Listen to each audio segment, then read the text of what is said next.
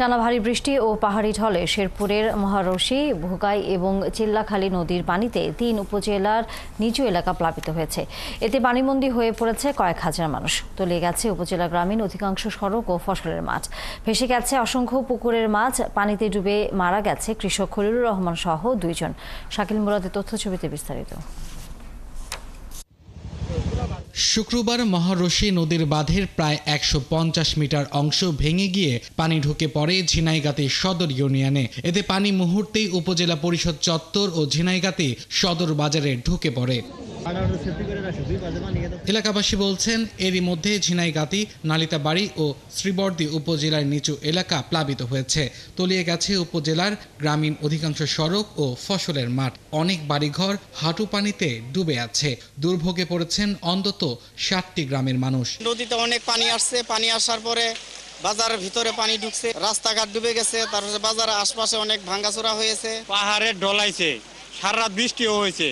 মনে করেন আমার চলাফেরা করা খুব কষ্ট হয়েছে। ঝিনাইগাতিতে যত রক্ষাবাদ ছিল সেটা ভেঙে যাচ্ছে। ভেঙে আমরা এখানে অনেক ক্ষয়ক্ষতির শিকার হয়েছি। অনেক পয়েন্টে মানুষ পানির বদ্ধ হয়ে আটকে রয়েছেন।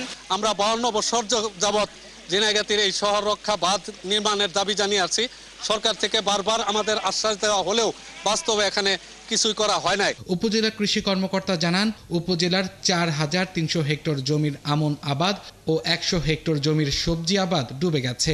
৫০টি খামারের মাছ ভেসে গেছে। ৪,৩০০ হেক্টর আমনের জমি সম্পূর্ণরূপে পানিতে নিমজ্জিত হয়েছে এবং প্রায় ৫,১০০ হেক্টর জমি আংশিক নিমজ্জিত হয়েছে।